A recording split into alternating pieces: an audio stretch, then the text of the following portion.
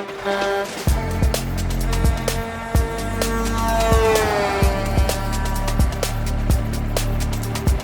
you seen an issue arise where there was a bad actor potentially involved, or and it was stopped? Yeah, yesterday. Yeah, jeez. Yeah. Oh, daily. Yeah, through QuikSkope. Yeah, absolutely. We run into it daily. We're at least with one of our customers. Yeah. I mean, it's I don't think there's a day where we haven't been able to say this is not that we haven't seen the benefit. It's actually astonishing. That's crazy. Like when we walked into this, we felt like we were experts at this issue, Right. the specific fraud issue. We felt like we were experts. And as we started deploying the technology, obviously we're hyper focused on its performance. We're watching every order. We're watching the pictures that are sent, the phone numbers that are being utilized. I mean, we're hyper focused. The stuff we were getting back was insane. We had one shipper that called us in for a consultation. They're in the food and beverage space, huge company. They kept what they thought was having an issue of cargo theft. They had 3 in 1 week. They called us. They said, can you come in and consult and fix this? So we went in. We put all sorts of protocols at shipping and receiving to make sure that they were more secure. And then we deployed QuikSkope. The following week that we deployed QuikSkope, over 40% of the trucks that were sent in were rejected. 40%. Hey everyone, and welcome to the podcast Caution Wide Right. It's a trucking podcast brought to you by CNS, where we help trucking industry from getting your CDL, starting a trucking business, to fleet safety management and more. I'm Luke, your host, and today we're going to talk about broker fraud. That's right. Some brokers have dishonest business practices, which can create unnecessary financial hardships. We'll talk about some of the stats in a little bit. For unsuspecting motor carriers. Now, this is especially an issue during the freight recession we're experiencing, where every dollar matters. And in fact, broker fraud has made the landscape of our industry unrecognizable. And unfortunately, its impact continued to grow more and more. Broker fraud covers a wide range of fraudulent activity, including cargo theft, identity theft, and unauthorized rebrokering. But there are tools out there to help. My guests today are Mike Fullam and Matt Patterson, co-founders of QuikSkope, a tool for transportation partners to engage efficiently while mitigating the risks of rebrokering, identity theft, identity fraud, and cargo theft. Let's find out how. Mike, Matt, welcome to the podcast. Hey, thank you for having us. Happy to be here. Thanks for having us. Yeah, so before we talk about your background and starting the company, let's just talk about broker fraud. What is broker fraud, and how has it changed and grown over the years? Well, I mean, I think the fraud problem is presenting itself in a number of different ways right now. One of the ways is in the broker fraud space, for sure. And really what you're seeing there is, it's kind of a multi-pronged problem, right? It's hard to really capture in a 20-second spiel here, but ultimately what we're seeing is you have bad actors, oftentimes in other countries, other parts of the world, and they're doing two things. They're representing themselves falsely as a broker. They've stolen the identity of a broker, and then they're going out and selling freight to an unsuspecting carrier who thinks they're working with, we'll call it broker A. Reality, it's not broker A, right? So what ends up happening, you have a carrier that delivers a load, they think everything's good, they go to get paid, they can't figure out who they're supposed to go to. All the while, this person misrepresenting themselves in another country has already collected payment, never to be found again. Yeah. Problem there is now the actual broker has a situation where they're now double paying. They have to pay the executing carrier, and they've most likely already paid the false broker, if you want to call it that. So that's just one of the areas that we're seeing it. But it all comes down to this identity problem, and really how easy it's been for these bad actors to get the information of these brokers, to get the information of the carriers, and really execute some ever-evolving scams that we're really just doing the best we can to keep up with. And so what are some examples of ways that they're getting that information? A lot of it's been through hacking the FMCSA. Yeah. That's been one of the biggest ways that we've seen it. Was that 2020? 21, 22, there was a Yeah, it was right around there, and you would have thought that problem would have, we would have seen this a little bit earlier, Yes. and I think to a degree we were, but in the last year and a half to 2 years, that's when it's really, really started to ramp up. And we think that's probably where a lot of this has stemmed from. There's been some other hacks that have happened. And then there's other issues, like once people have found out how lucrative this can be, I mean, you can find MC numbers and all that information being sold on Facebook Marketplace. Yes. Oh my gosh. And I see it all the time. All the time, right? And the older the MC, the higher the value, right? I think there was one going for $40,000 because it was an MC number that was 15 years old. Nobody wants to work with a carrier that only has 1 year of operating authority, which is a whole other problem that we're trying to address at the same time. But yeah, so there's a number of ways that people are getting this information, but it all initially started with some of these hacks in the industry. At least that's what we can tell. And yeah, it's just like I said, it's an evolving problem, and people are getting very creative with it, with how they're trying to fool the marketplace. Or they get hold of a shipper's actual rate confirmation. Right. They already know what that shipper's MC, if they have it, or if it's a logistics part of that shipper, they have the MC. We saw that happen with PLCI, where a bunch of freight hit DAT, and there was a bunch of loads booked under the guise of PLCI.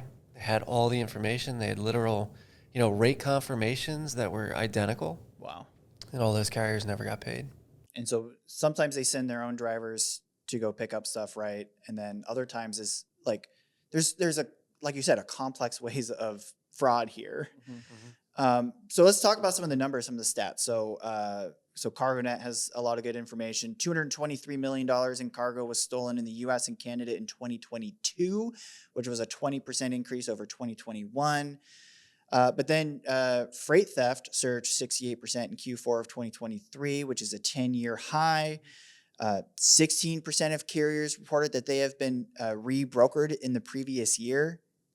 Geez, that's 1 in 5, 1 in 6, 1 in 7, something like that. Like in the previous year, 21% of freight brokers have been victims of rebrokering.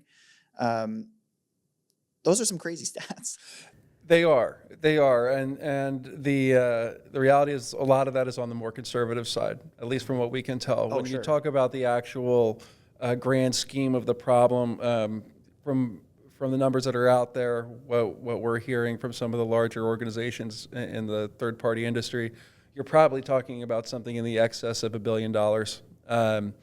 And that's more in the hard costs. That's reported. That's everything that's reported. That's not talking about the amount of money that organizations are having to spend in software to try to combat the problem. A lot of the vetting tools that are out there right now, the legal costs of trying to hunt these things down. I mean, there are a lot of hidden costs in there that are not even really captured in that $1 billion mark. So it's getting pretty extreme. Well, and let's talk about that too on the carrier side. Like, what are some of the costs? How does it affect the carriers trying to do good business? Well, I think that's the hard part, and that's one of the things that we are really trying to help with. There's a lot of victims in this. Yes. The one that's honestly really being forgotten about is the carrier, is the 1 to 10 truck operation. That's a solid business, good people that have gotten their identity stolen. And what ends up happening is maybe they've been in business for 15 years. Yeah. But as soon as that identity is stolen, the only real option they have, I mean, there's other avenues they can go down. They can try to resolve the problem. But what ends up happening is ultimately they have to start a new company, right? They need to get a new MC from the FMCSA. And like I said earlier, that affects insurance. It affects everything. Their safety history. Yeah. And nobody is willing, at least in the third-party space right now, most brokers, most 3PLs, not because they don't want to, but just from a protection standpoint, from limiting your liability. They're really trying to avoid working with carriers that have been in business for less than 1 year. Right, exactly. Right, and understandably so. Right. That's one of the areas where QuikSkope is coming in. We're really trying to help that honest owner-operator trying to do good business and give them a chance to get back in the industry by saying, hey, I have a way to validate that I am the carrier that was hired and I am where I'm supposed to be. Yep. I mean, that's good. Cause like in the insurance side of it, if you're getting a new MC number, new DOT number or something, basically in the eyes of insurance, you're just a brand new company, no safety history at all. And so you got to start from scratch with 3 times the amount of insurance costs for your premium. And no way to drive that, and no way to drive the revenue needed to support it, right? Exactly. Especially, I mean, if they've been in industry for 15 years and have a good safety record, I mean, yeah, premiums are down. They're not having issues, but now they have an eyeball on them being extra strict. Yeah, it's kind of a catch-22 because the carriers are the ones that probably have taken the brunt of the damage from this, the good ones. But the tools that exist today and the way the problem is being addressed, especially in the third-party place, is to be more restrictive to the carrier. Let me guess. You manage your fleet safety program, but you're too swamped with all your daily tasks to really keep up with it like you should. Now you're looking to hire someone to help, or you already tried and they just weren't ready for all the nuisances of driver and vehicle regulations. Well, if that's the case, you're in the right place. Trust us, we get it. Managing everything on your own is overwhelming, and missing any little detail can lead to audits, fines, and other penalties. This is why hiring a team of DOT compliance specialists that have your best interests in mind can be a huge asset to your company. As a carrier, this team can be the key in securing your long-term success, which is why CNS wants to help you manage your safety program. How? Well, our Safety Director program handles everything from ensuring new drivers are being hired correctly to helping train those drivers to be safe and accountable on the road. Your dedicated team will create policies to protect your company and your drivers from potential risk exposures, as well as manage your driver qualification files, new driver onboarding, CSA scores, fuel taxes, ELD management, driver coaching, license requirements, and more. Plus, with CNS on your side, DOT audits are even easier. You will have full access to our audit support team. If you're looking to hire CNS. And don't take our word for it, check out all our 5-star Google reviews. If you want more information, just call or email now, or you can fill out the form below. One of our DOT compliance specialists will be happy to help. You know, it's just a catch-22, and I think it's different right now because it's a fairly loose market. If things were tighter, it might be a little bit more difficult to just overqualify before you book a truck as a 3PL. But it's getting to a place where these carriers that are coming into the industry just cannot get off the ground because the way we're solving the issue is through the qualification process. Right. Qualification process is good.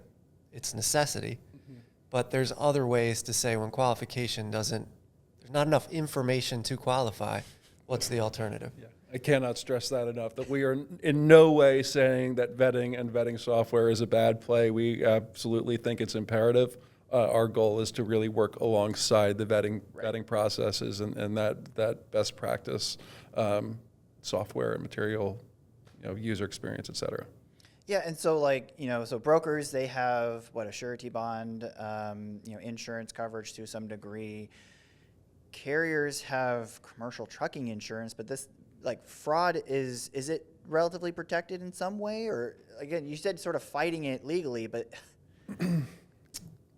what's at risk is generally the line haul.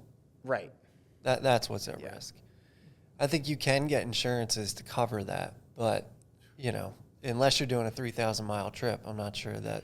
Yeah, exactly. And the return outweighs the costs. Right, and the biggest risk, again, to the carrier, and we keep kind of going back to this, it's not that individual load. Yes. Where maybe they don't get paid. Obviously, we don't want to see that. The carrier doesn't want to see that. As we've mentioned, especially in this market, every dollar counts. So nobody's looking to take a $5,000 hit. But the biggest loss is what it means for that carrier when they are flagged as their identity having been stolen, because now they're blacklisted. Exactly. Right, and that's the end of that. They have to start a brand new business, which has its own costs. Good luck. Yeah. Frankly. So before we talk about QuikSkope and going in the details of how it helps, we're in a freight recession. We are? Man, and honestly, carriers are still doing, trying to get those, $2 load, under $2 freight. Come on, guys. But like you said, you're trying to start a new business potentially, and everything's expensive. Interest rates are up, and we're in a recession for freight. So it really looks like the rest of this year even, it's just going to stay in it and maybe help 2025 will sort of revamp and grow again. Yes, let's hope. Right. Fingers crossed. Is this issue extra highlighted due to freight recession, or is it just, like you said, it's that identity theft and that just a constant problem, or does it go hand in hand? I actually think that while problems on the financial end for a lot of us in the industry, we're looking for that 2025 pickup to help us get back to some reasonable rates, help get some more money in the carrier pockets. Yeah. The catch-22 of that is I think the problem actually gets a lot worse. If we look at the fact that all of this has been happening in probably the loosest market in about 20 years, if not more. Yep. Everybody kind of has their choice of carriers right now. Yeah. So if we're seeing this much fraudulent activity when everybody has the ability to be very selective, imagine what happens when it's a tight market and you really have to take whatever truck you can get to a degree. I don't see the problem getting better with the market turning. I actually imagine it gets worse. Yeah. Just because there's going to be more. Just because, yeah, exactly. Just because you don't have the option to be as selective in your carrier base, especially if you're dealing with critical shipments, time-sensitive commodities. It's not to be a doom and gloom scenario. You know, that's one of the reasons we have QuikSkope is so that, hey, when the situation does change and the market does turn, and it always does, there's an option out there to say, hey, maybe I can build some capacity. Maybe I can start focusing on who I can use as opposed to who I can't. Exactly. No, it makes total sense. All right, so let's talk a little bit about your background. So before starting QuikSkope, I believe both of you worked for C.H. Robinson, logistics, learning all the fun stuff there, and just sort of been honed over the years. Give us a rundown of your background and how have you seen the fraud be an issue at work? Yeah. Yeah, so I've been in the industry now for, I think, 16-ish years. Obviously started at C.H. Robinson, was there for a little over 10. Took the standard career path there. You know, started on the operations side, just understanding what a truck was and where it goes. Mm-hmm. Eventually progressed into the capacity generation and management side. Yep. Did that for a few years and then kind of found my way when I hit the customer-facing side. By the time I left there, I was doing global solution design and sales. So leveraging every mode and service to provide an outcome for the client that they needed. Yep. It was awesome. I learned a ton, but eventually wanted to test my chops at a higher level of leadership. I joined a company at the time that was called Reed TMS, family private. They eventually sold to Werner, and at that time, this was 2021, we started a business called Togo. Okay. Togo is a supply chain resource group. Yep. And we're kind of a guide to, small, intermediate companies that need to get a grip on their supply chain and don't have the resources or the money to do it. And our client base is 3PLs. Yeah. It is shippers. And obviously we're kind of getting punched in the face by this fraud issue. Not that we hadn't, I think I started in 2008. There was always double brokerage risk. Right. But the penalty wasn't that huge. No. It was usually somebody giving it to a friend. There wasn't this underlining carrier doesn't get paid. There wasn't this false identity. It just wasn't a problem that demanded a lot of attention. Yeah. You just kind of limited it through process. But over the past 5 years, I think it probably started when freight started to digitize. But over the past 5 years, it's gotten absolutely insane to the extent that when we were going on these consultations or advising our clients, like, you need to find a way. And obviously there were some vetting platforms, some qualification platforms out there to do it. There were some protocols that you could put into place at shippers and receivers, but there really wasn't anything that existed inside the transaction after the agreement with the carrier had been made. And that's where we really started to dig in and said, if we're going to provide a solution, that's where it needed to be. Yeah. So we met as a team, about 2 years ago? 2 years, yeah. Started ideating around how it was going to get done. Eventually said, you know what, let's get after it. And we did it and started implementing it for some of our closer customers, kind of through a beta environment. Exactly. And then went to market about, 6 months ago. 6 to 8 months. Yeah. It's awesome. been a wild ride. Yeah, so for me, I started at Robinson, like you mentioned. Started with Mike, and actually, our group consists of six co-founders. Yep. And of the 6, 5 of us started at Robinson. All of us worked together. Some of these guys were there a little bit before I was, but at the end of the day, we all formed pretty close relationships there. And even as our careers went different paths, and obviously all of us ended up leaving at different points, we all ended up staying close and staying in touch, picking each other's brains on just different things happening in the industry. So, like I said, I've been in this about 15 years.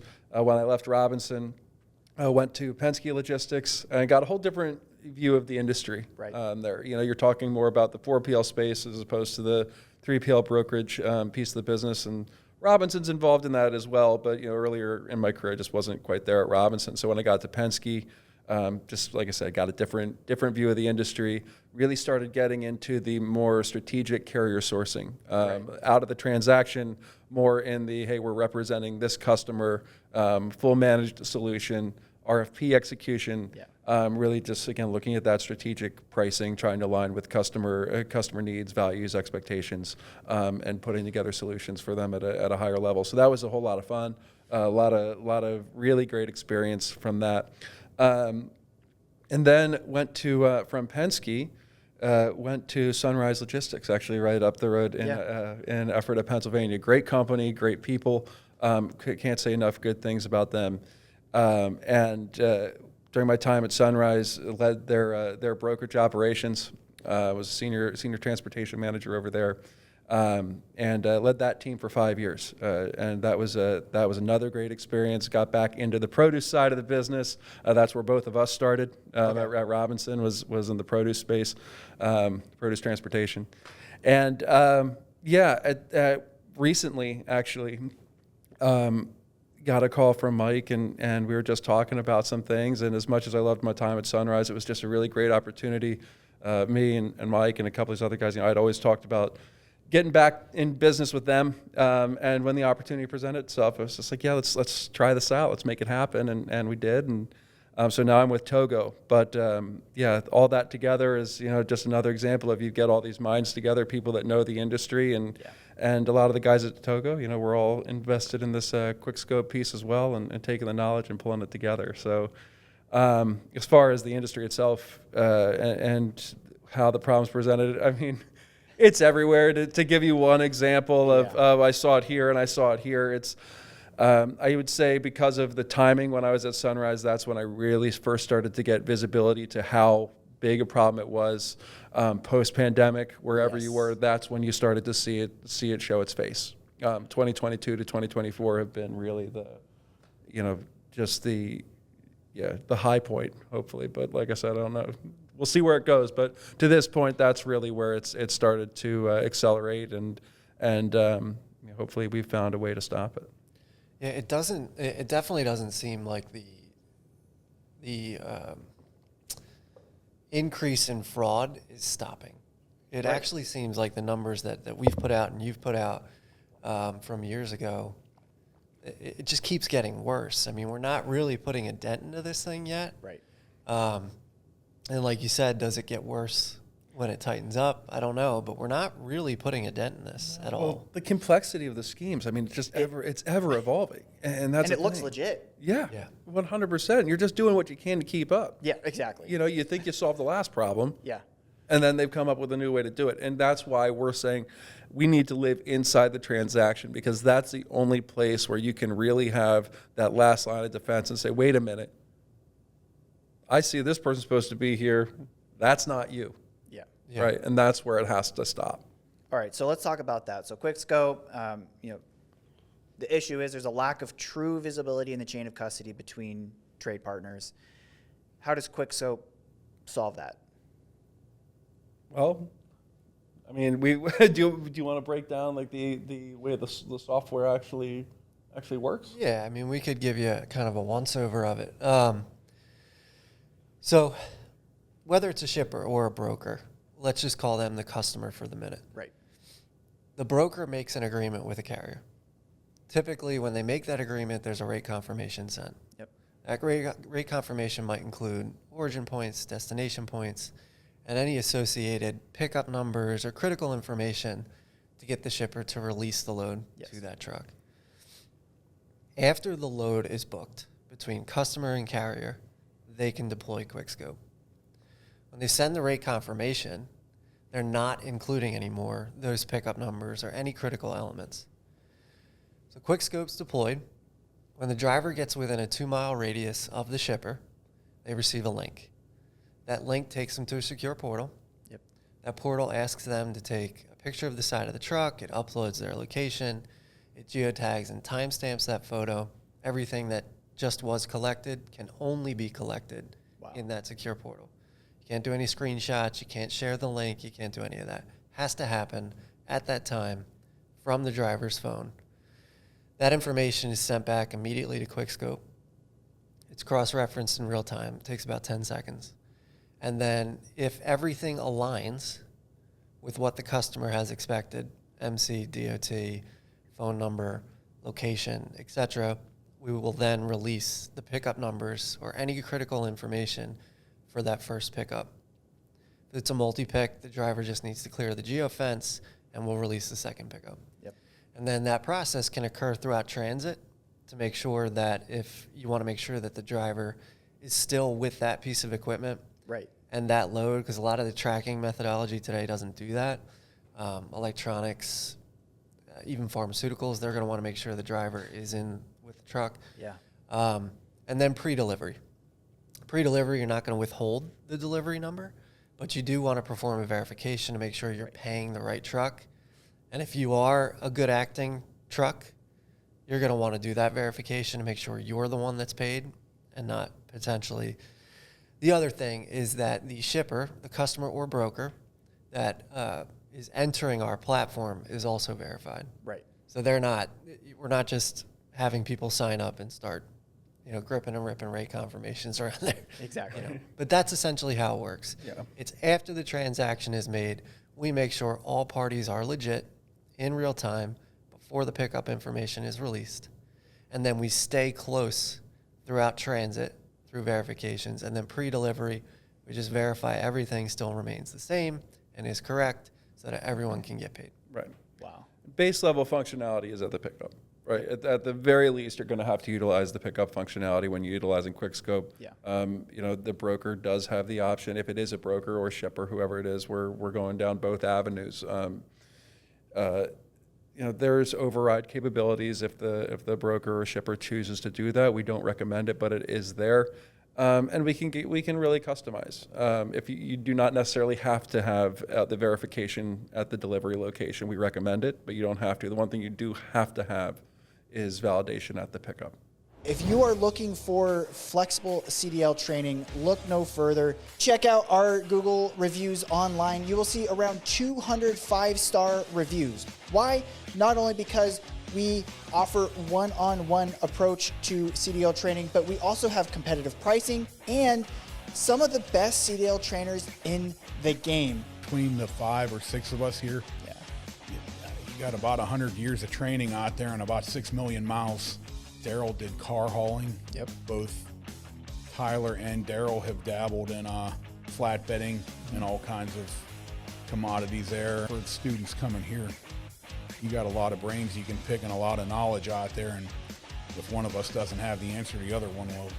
We look at their experience, we listen to what they have to say, and then we go out there with them and we see what needs fine-tuned, and we offer to them what needs fine-tuned. If there's any bad habits, good habits, what we're going to build on, where we'd like to go from there, and we kind of gauge what's going on and what they're doing and then go at it from there. And if I'm ever stumped on something, I'll get with Marty, Daryl, Tyler, see what their input is. First, I'd recommend before you go into this, you know what you want to do.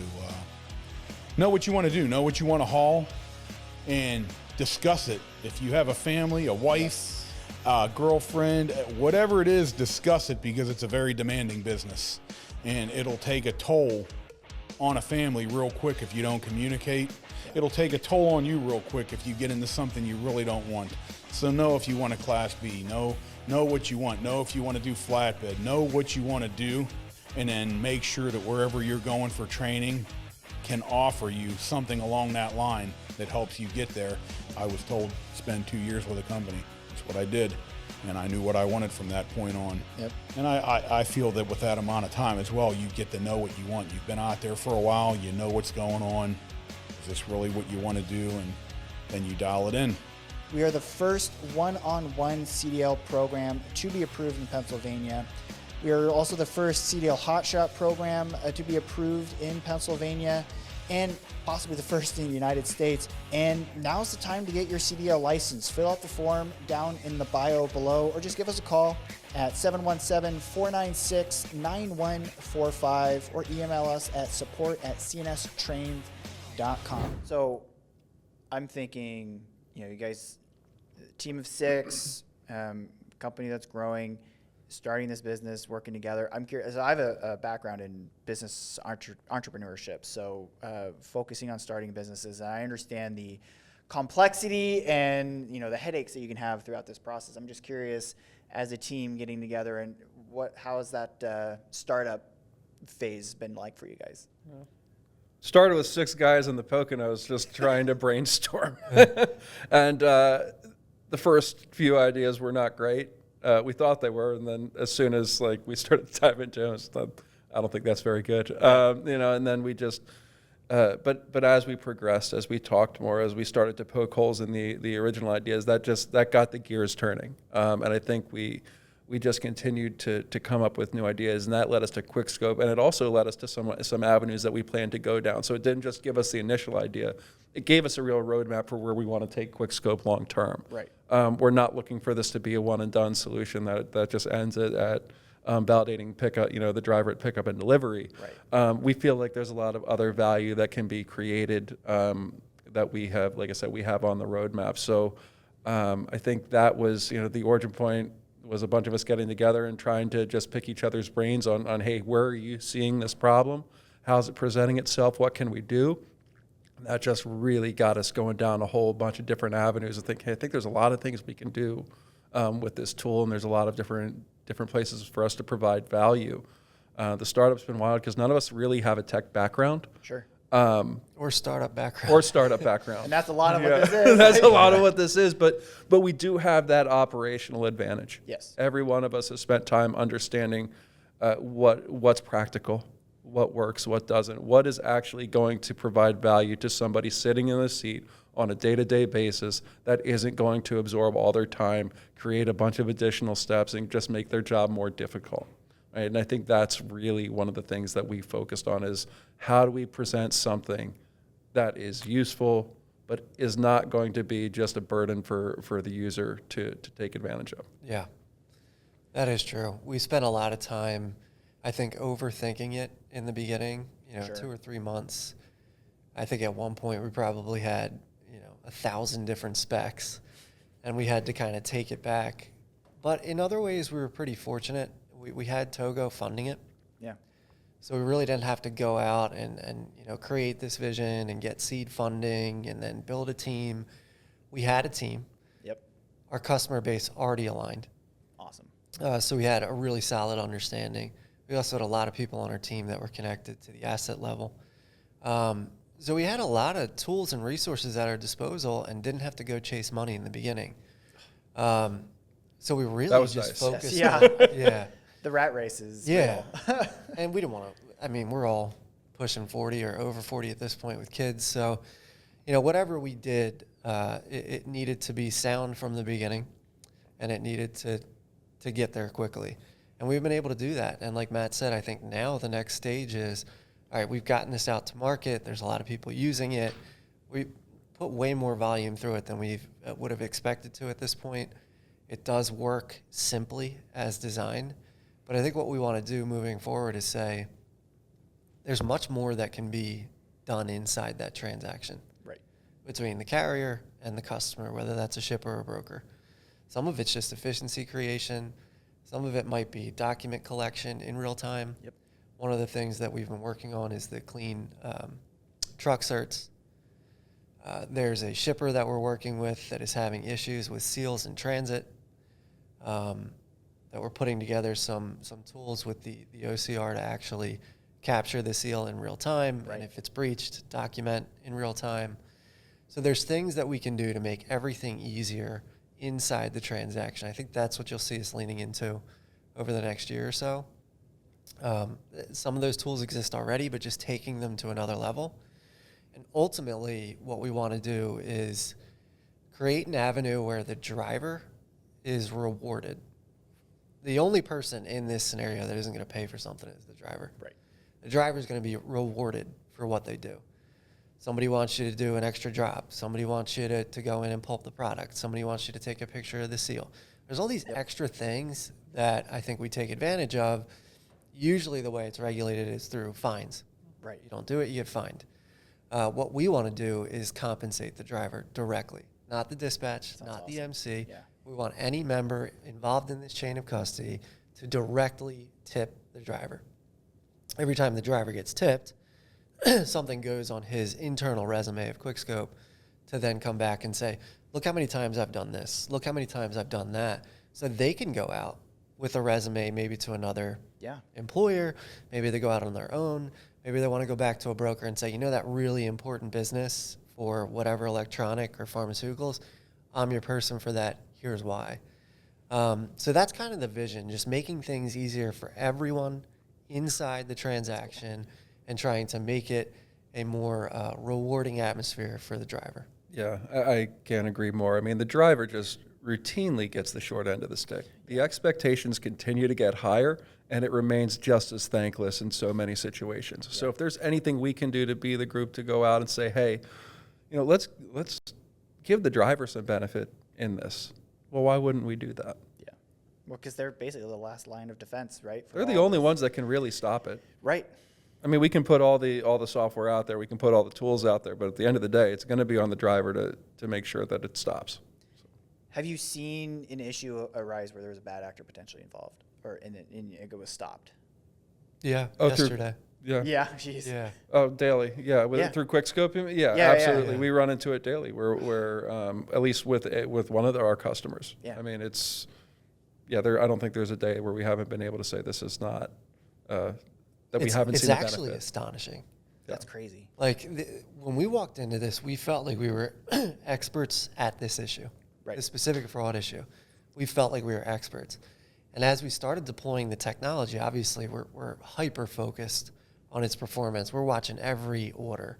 We're watching the pictures that are sent, the phone numbers that are being utilized. I mean, we're hyper focused. The stuff we were getting back was insane. We had one shipper that called us in for a consultation. They're in the food and beverage space, huge company.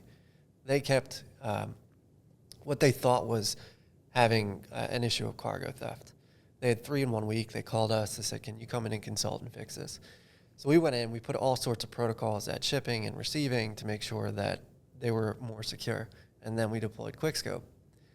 The following week that we deployed QuikSkope, over 40% of the trucks that were sent in were rejected.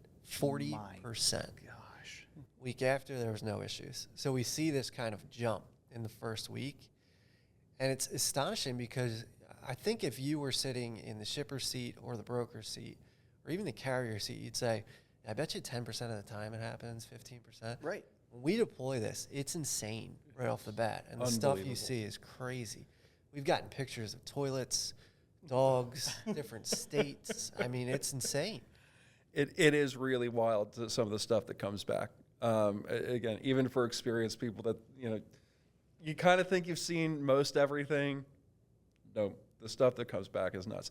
And a lot of times when we talk about have we seen the benefit, do we see it stopping the activity? It's not always in the actual verification process. A lot of times it's as soon as the carrier understands what the ask is, all of a sudden they're giving the load right back. Wow. Well, actually, you know what, I can't do this today. Yeah. In a market where nobody's turning away freight, that speaks volumes, right? So it's really pretty wild. And that 40% figure, it's not the only customer where that's happening. Now, again, a lot of this is a fraud issue where maybe the broker's not even the bad actor, right?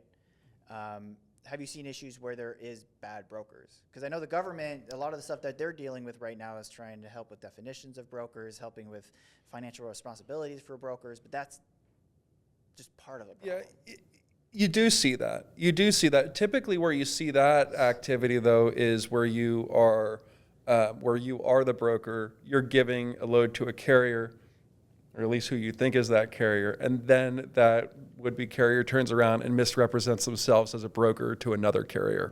Right. So that's typically where you see that. I don't know that we've seen bad brokers enter the mix with QuikSkope at this point. No, because we vet them first. Yeah. And you generally get a good idea. But I would tell you this, from the consulting work that we do on the Togo side, it's pretty crazy how many people operate without an authority. It is. Yeah. It's crazy how many people get away with it. You might be, a shipper, in a specific business, and you have trucks to service your customers, and all of a sudden you start brokering and never look into the regulations, and things get hairy that way. But most of the time, we stop it before they get into QuikSkope. Right. And that's pretty easy to do. I mean, we're asking for W-9s, COIs. We're confirming every Just asking questions is actual email. A lot of the issue is fake emails. They change a letter. They change this. Yeah. But we vet that on the front end. So we don't see the problem stopped in QuikSkope. Right. It's before. But to Matt's point, there are a lot of these dual carriers, which if you're using a qualification tool or a vetting tool, they might not even allow you to book as a broker. Right. But that isn't fair either. I mean, if they're legit, you can be both. Right. Yeah, and us at CNS, we deal with the regulations day to day, and helping carriers, one, learn it, know it, and work properly, being proactive, staying compliant. But like you said, it's so often, like it's starting a new company. No one's telling them what the rules and regulations are ahead of time. Yeah, we'll audit you 12 months, 6 months, 18 months down the road, and it'll be like, we'll hold your hand to teach you the rules. But it's like, you need to be taught before you start your business so you know what's going on and what to expect. Maybe there's regulations that'll be coming down. There's stuff in the pipeline, but do you see anything on this fraud side of it? Is there anything FMCSA's level can do about it? I mean, maybe it's federally. I know that it's on the FMCSA's radar for sure, probably more than it has been. I think the industry has gotten loud enough about it that they've had to do something. What those exact steps they're taking are, I don't know. I know that it's been going on for so long without any real regulation that the idea that they're going to be able to flip a switch and all of a sudden the problem is fixed is probably not realistic. No. And I think that the industry has been exposed enough that, like we've mentioned, the scams are just going to continue to evolve. They're going to continue to get creative, and regardless of what the FMCSA puts in place, it's been exposed. So we need to look at our industry and say, okay, well, how do we change? How do we evolve? If the scams are evolving, how do we as an industry evolve? And that's really the direction I think we're going. I actually went to DC with the TIA. It had to be 6 months ago now. There was 144 of us. Nice.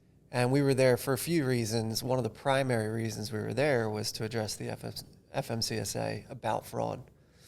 And it got heated. It got intense. They are well aware that there's a problem.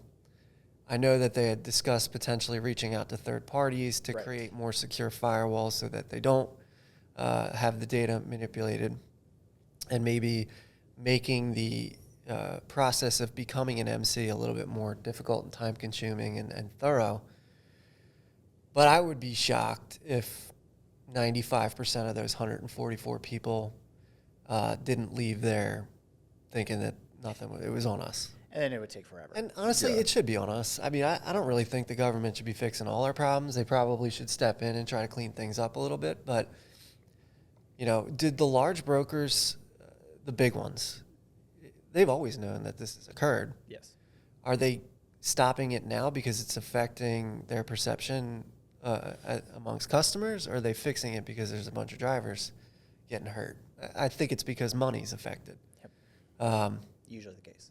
And I think, if you're a broker now and you look at this problem and you say, wow, this is annoying, we shouldn't have to deal with this. Government, can you fix it? Okay. Or you could be a broker that looks at it and says, okay, there's a bajillion brokers. I think last thing I saw from Brush Pass was about 27,000. down from 33,000 the year prior. So they are slimming out, but there's still more than pre-pandemic. If I'm a broker, I'm looking for ways to differentiate. And I think a way to differentiate is to have a secure process and not just flip freight on load boards without any security practices. So if I'm a broker and I say that a part of my tech stack is RMIS and it's QuikSkope and it's trucker tools, and I explain to my customer what that means, all of a sudden, using me as a brokerage, I'm high quality. I'm premium. My freight's secure with them. Yeah. So I think we just need to kind of change the way we're looking at it and fix it as an industry. And whatever the government does, it's icing on the cake. Now, because the government mentioned that they're going to start a dedicated fraud team. Is that A task force, yes, like, of sorts. is that just more talking, right? Like, I'm not part of the FMCSA. I don't want to talk on their behalf, but I will say I'd be interested to see what the task force consists of. Right. I am a supporter of the TIA. I think that they will, if there's anybody that's going to move the needle, they've got some great people working in their organization. Ann Ranke, the president of the TIA, tremendous respect for her, and I know that she's dedicated to solving the problem. So that's who I would look to as the real group that's going to start moving the needle. all right. And so if an issue comes up, are you guys creating a bad list, basically, of of certain people or groups, or? Yeah. So the idea right now is that the data that is collected right now is a little bit different than some of the other tools that exist in the freight industry, because you're getting an understanding of capacity at the driver level. Right. So below the MC, where traditionally you're evaluating your capacity at the MC level and trusting the credentials that, how many pieces of equipment, what types of equipment, how many drivers. And we think there's value in that. And we also think there's definitely value if you're a good actor, For sure. like having some points or credits associated to that. Right now, our customers are the ones that get the data, no one else. Okay. There are thoughts about maybe taking all the bad and giving it to one entity that could solve for the problem at a higher level, but we haven't made a determination there. Right now, we want our customers to keep their data, which is different than a lot of the big platforms out there. When you're using some onboarding platforms that exist, you're taking your information, you're qualifying the resources, the vendors, the carriers that you use, and then updating this platform to be shared by the competition. So we want to make sure that the data that you generate is exclusive to you and can be leveraged by you to generate a competitive advantage. Right. Definitely know it's the non-traditional approach. We do understand the value in data, but we think that right now solving the problem is the most important thing out there. Yeah, totally. Now, AI is a big buzzword. The industry moves fast. Like you said, it's, once the bad actors see something, they try to change really quickly. Do you see AI in some way a part of that, whether it's helping or defending? I mean, I don't know how it couldn't be. Yeah, AI is kind of here. It's I don't see it going away. What impact it has, to be determined, right? Yes, I exactly. think with how much we're still learning about what AI can do, what the future looks like, it's hard to say exactly where it will present itself. But I think we can say that it will. It's just, in what way? And that I don't have. If I had the answer to that, We have some it'd be a nice place to be, But we have some ideas, and I think when we release version 2, we could talk more about it. But again, back to the driver kind of being, at the bottom of the hill and taking all that comes with that. I think a big culprit in all of this is the shippers. The shippers do whatever they want. Let's not lie about it. I mean, they do whatever they want. Yep. The receivers too. All of a sudden, the pallet's broke, and it's got to be the driver's fault. Yep. So there's ways to leverage AI at shipping and receiving that we've discussed that the driver could utilize to create proof of what happened in real time and prevent them from taking the brunt of those damages. Yep. Fascinating. I do think it's important, though, that, you have two camps. You have people that are, it seems very black or white, right? All in on AI, or I'm terrified of it, make it go away. Well, that doesn't seem realistic. So I think whatever happens with AI, and like Mike's saying, we've got our own ideas of how we could potentially use it. Take advantage of it in a good way. It's here to stay. Work alongside it. Yep. And if you don't, that's how you're going to fall behind. It's here, so start working with it. See how it can help your business, and we're finding ways, at least have ideas of what that can be. Awesome. Sounds like the roadmap is big. I love that. So QuikSkope. What's your is it broker, shippers, carrier side? What's the subscription model look like? Tell me if I wanted to get started with it, what does that look like? Well, I think it really depends on if you're a broker, a shipper, or a carrier. There's different ways to utilize the tool for whatever piece of the supply chain that you're responsible for.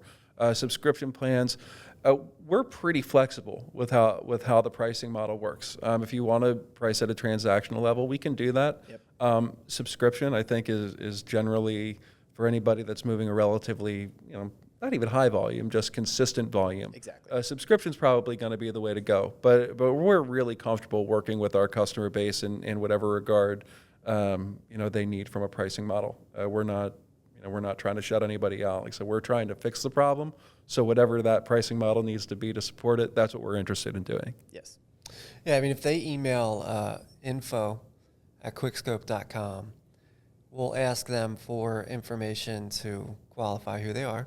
I think I mentioned those credentials earlier. They had a 7-day trial for free. Cool. If they want to move forward, like Matt said, there's a transactional option, there's a subscription option, there's a mixture of both. But the only thing that we require is if you're a large organization that wants to leverage API, we would ask for an annual contract. Yep. But outside of that, we want freight agents to use it. We want people that are small businesses, large businesses.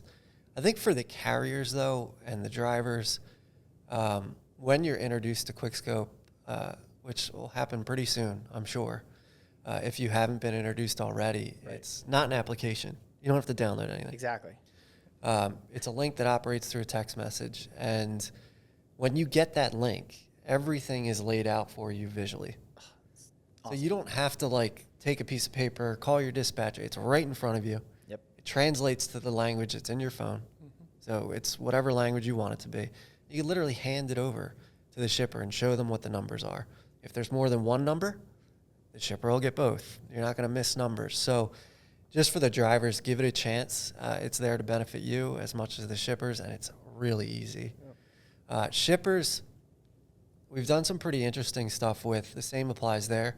You could definitely just get the 7-day free trial and figure it out. Obviously, API applies there. But with the shippers, we're doing some things to actually control the pickup number. So the pickup number actually never gets to a broker. If you're using a broker, it never gets to the MC. If you're using an MC, it actually will transpire through QuikSkope. And we have ways to actually generate random numbers to even create a code environment to protect that number further for cargo theft. Yeah. But that's something we're doing right now actively, and it's working really well. So custom, I think the key takeaway is info@QuikSkope.com and free trial. Yeah, we'll 2K is no C in QuikSkope. Yes, we'll have the link in the description. We'll have it pop up, and reach out to them if you have any questions about it. Obviously, if you're watching on YouTube, type it down in the questions down below. We'll pass that information along. And if you're listening, just info@QuikSkope.com, QuikSkope.com, and reach out to them. And again, we'll have the information out there. Any last words? Any last thoughts? Honestly, just appreciate being here. Thank you for having us. And if anybody's interested in QuikSkope, you want to learn more, reach out to us at QuikSkope.com, and we're happy to help. Go Birds. Oh, man. So there you have it. If you want to help prevent, that the big issue with broker and freight fraud, reach out to QuikSkope. And as always, stay safe out there.